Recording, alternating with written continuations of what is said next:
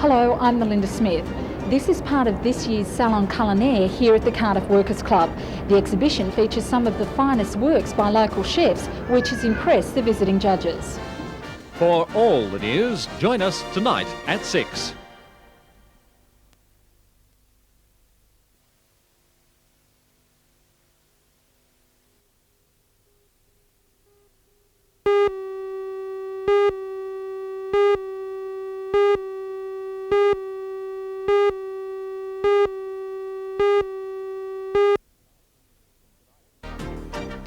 In tonight's news at 6, the Water Police are to set up a marine version of the successful Neighbourhood Watch scheme at Port Stephens.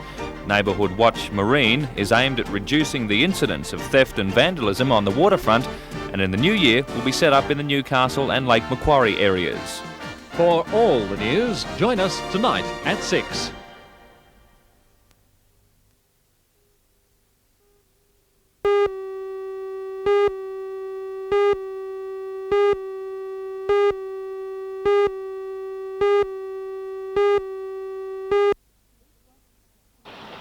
Police rushed the Junction village at about 5 o'clock this afternoon after the teller raised the alarm. Witnesses say a man in light blue overalls, a peaked cap and carrying a white shopping bag was loitering around the centre shortly before the robbery. They say he went into the tab and then was seen racing out of the bank towards the nearby laneway and then heading north along Union Street. Police say he used a fake plastic gun in the robbery. He's described as 195 centimetres tall with light brown shoulder-length hair.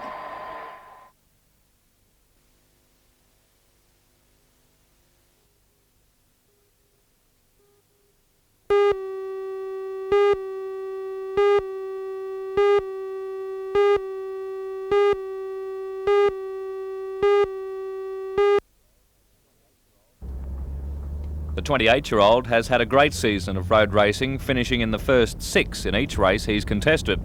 Perry had been training 4 hours a day for the Launceston Nationals when last Thursday he hit some gravel while moving over for a truck.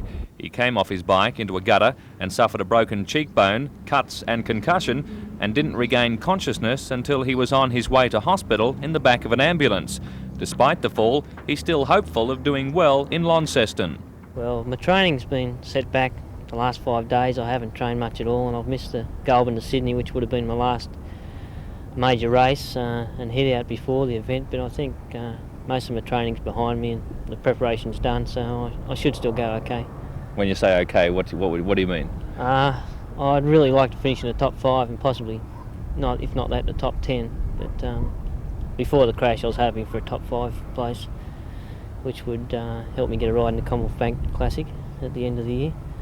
You still hopeful of running in the Classic? Yeah, I think if I can continue riding strongly, I'll get a place in the team. Hopefully my brother as well.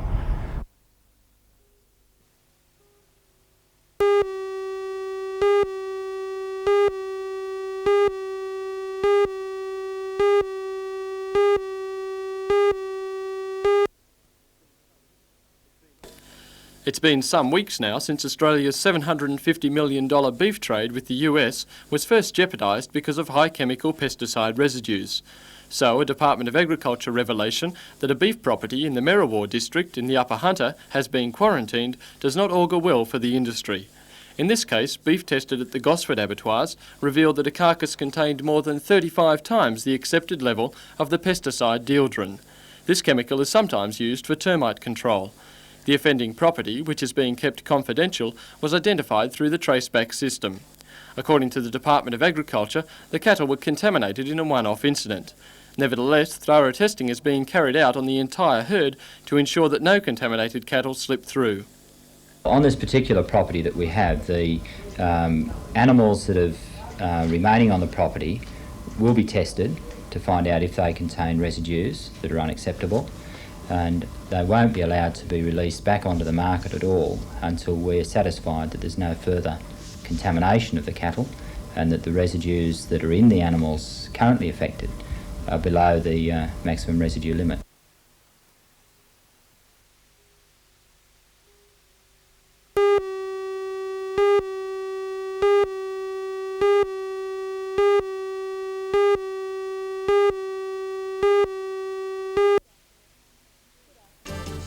Good afternoon, I'm Helen Hughes. In tonight's news, a report on greening up the city. Hand in hand with promoting tourism, the council wants to clean up their own backyard, and they're asking people to plant a tree to help beautify the city. For all the news, join us tonight at 6.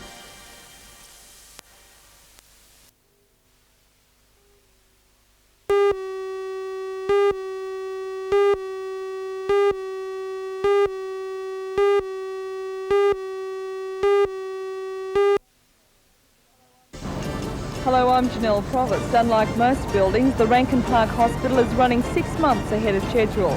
The builders, McCoy and Hutchinson, say they'll be ready to hand over the keys to the health department in December 1989. For all the news, join us tonight at 6.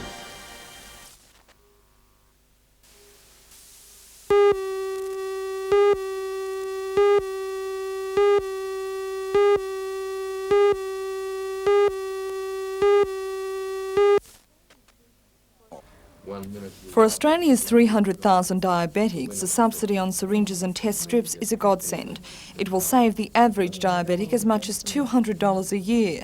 Syringes, which can cost up to 22 cents, will now cost $5, and the price of test strips has been reduced by 60%. For pensioners, the reductions are even more significant, because under the new scheme, the test strips are free. Dr Paul Moffat from the Diabetic Education Centre in Newcastle says the announcement is welcome. He says it's taken 5 years to convince the federal government to implement the changes, but there are still some distribution problems that need to be ironed out. That is all at the present time being distributed through Sydney. However, Royal Newcastle Hospital would like to do it. They would make no money out of it. It would be absolutely total goodwill. At the Park Royal Motel this week, diabetic educators from all over Australia have gathered for an advanced course in the field. One of the organisers of the course, Ulrich Wall, says often diabetic workers are isolated, and this is an important chance to work out problems with colleagues, as well as learning about advancements. Diabetes is more a matter of steady progression rather than major breakthroughs. I think the next really super major breakthrough everybody's looking for is a cure, but that's still a long way off.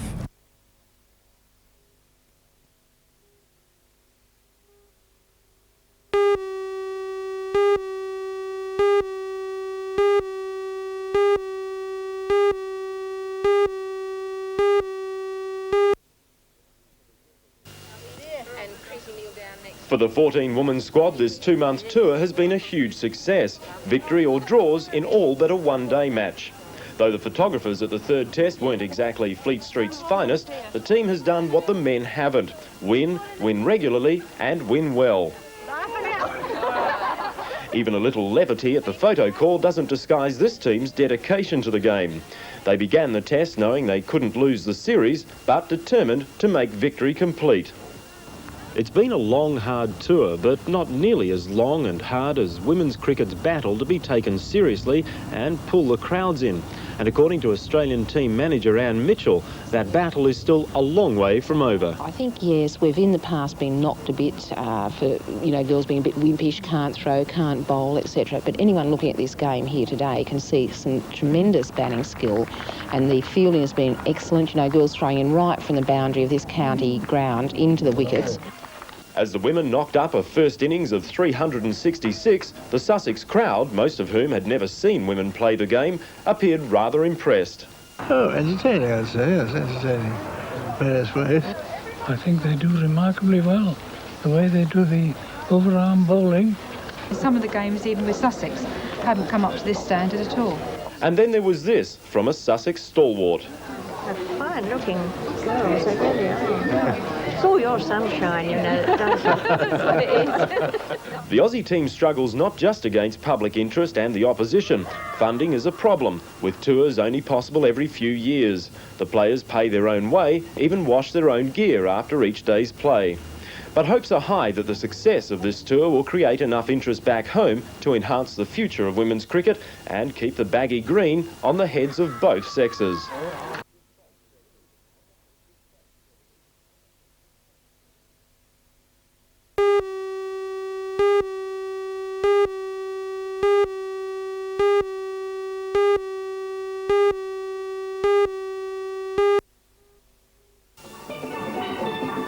It had been dubbed the Friendly Carnival, and for nearly 2 days that's just what it was. A fusion of colour, reggae and steel band music, dancing and costumes. Even the callous murder of Michael Galvin was, police hoped, an isolated incident. Galvin, a father of one, was stabbed in the chest and left to die after an argument over the 70-cent price tag he'd put on cans of Coke he was selling to revellers. Unfortunately, his death was a prelude of more violence to come. As the carnival wound down, gangs of hooligans ran the streets, ripping handbags from women, robbing dozens of other people at night point. Some of the thugs sprayed ammonia in the faces of their victims before snatching valuables. Then came the inevitable clash with police, including special riot squads brought in after bottles and bricks were hurled at officers. Police put an end to the worst of the violence within half an hour. Officers later saying their tough action had probably avoided a full-scale riot, even deaths. I felt that had we not acted as professionally and quickly as we did last night, then I could be talking to you this morning about a serious tragedy.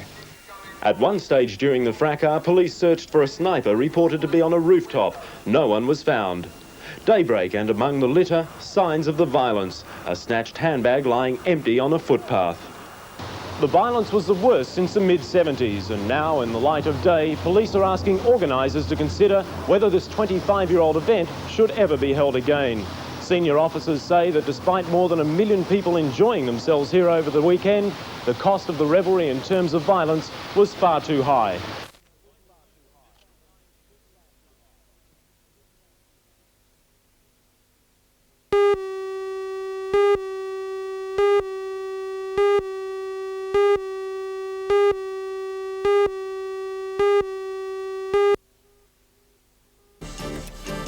In the news at 6 o'clock, tragedy for a Sydney family today after a fire which gutted their home claimed the life of one of their children.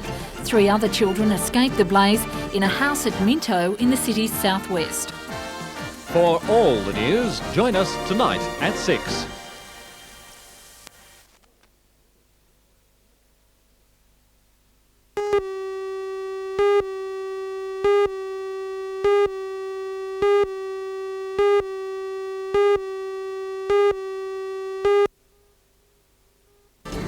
Good afternoon, I'm Helen Hughes. In tonight's news, a report on the beef contamination scare. Most butchers in Newcastle say that sales have not been affected, but pest exterminators say business is down. For all the news, join us tonight at 6.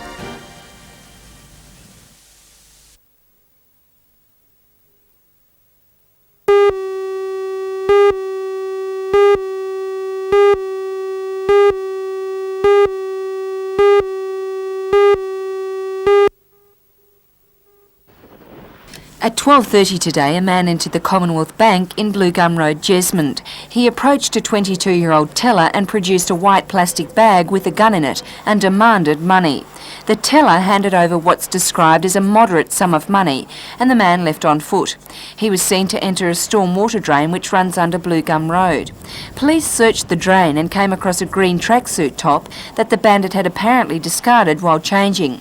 They also came across his blue BMX bike with gold handles, which they believe he planned to use for his escape, and a replica handgun.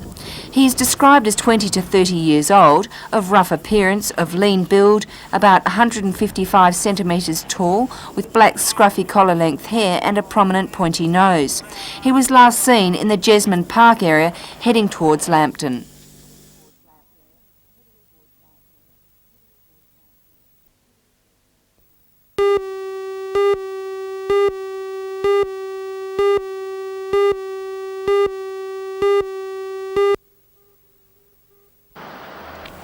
The Western Suburbs Hospital Antenatal Clinic has only been open since June, but already it's averaging 120 patients per month, severely stretching the available facilities.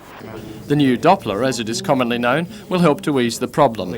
The unit was presented to the clinic by a pharmaceutical company, Syringes.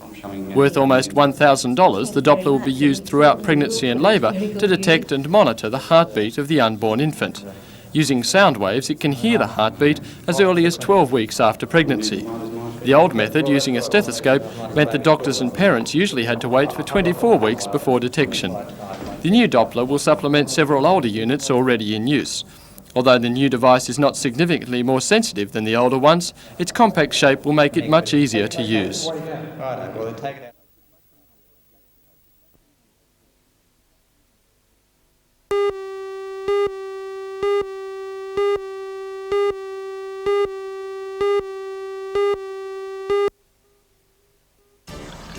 Hello everyone, tomorrow here at the number 2 Sportsground, Merriweather Carlton and Mayfield East meet in the grand final of the 1987 Newcastle Rugby Union Premiership.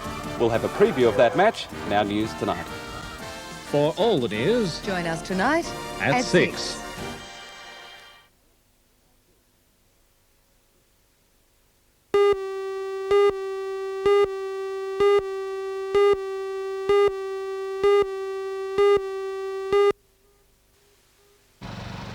It was a fed-up crowd of several thousand miners that fronted up to Miller Park today. The men had come to hear why the coal company's 11-point plan was rejected and why the union's 7-point proposal got nowhere. Federation President John Maitland says the companies claim the union isn't making enough concessions, and the combined mining unions, as a result, have resolved to stand their ground and fight against any erosion of their conditions. And they say not even the federal government can sway them this time. During the last 9 months that we've gone along and attempted to negotiate, consult with, have consensus with, put proposals forward to the government, we've been shafted. John Maitland told the men he believed the companies were out for revenge, the federal government was unsympathetic to their plight, and that the time had come to use industrial and political muscle. The time for rhetoric has passed. We've given both the Coal Association and the government, I think, ample time to look at a strategy for the industry. They've completely ignored the pleas of people in the industry. Really, it's their responsibility to look at some long-term strategy for the industry which will bring stability, and they've failed in that endeavour. Mr Maitland also implored the men to remain united. With this fresh in their minds, the Northern Liaison Committee put forward a motion calling for immediate strike action until September 15th over conditions disputes at Warkworth and Bayswater mines. Emotions were running high. So get here and back these fellas, and let's give these coal owners what they bloody need, give the federal government what they need, a good smack right in the bloody throat. But others were convinced that an extra pay packet would serve the members better than a strike. Despite the opposition, the motion was passed. We've hit a brick wall, and unfortunately, and I feel for this, that the industry is now in conflict. But ultimately it had to come to that, and we've exhausted all of the areas that have been possible to bring a peaceful resolve to it. Mr Hayes says that this will probably lead to a national strike, but other aggregate meetings still have to be held. He says a final decision will be made on Tuesday. It's obvious from today's meeting that the miners are sick and tired of talking. They're also considering a march to Canberra to make it abundantly clear to Prime Minister Hawke that they're angry about his lack of support.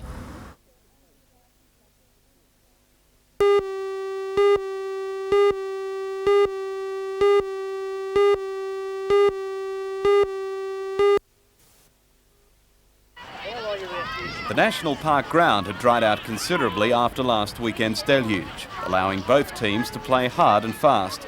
Central won in the green and brown were the defending joint champions and this year's minor premiers. They went into the grand final as favourites. For Regals, it was the first year they'd made it through to the grand final. And despite an early goal by Central, the girls in the gold and white played with great spirit. Meantime, at Tubemakers Oval, a meeting of the champions in Major League Baseball in Newcastle, White Sox in the white uniforms were defending their 1986 title against the minor premiers Belmont.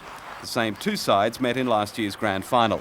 It's also the first time in Newcastle baseball history the same two clubs have played in all three grades of the grand final. Next month, the Newcastle Representative Open and under-18 sides travel to Parkes to defend their country championship titles.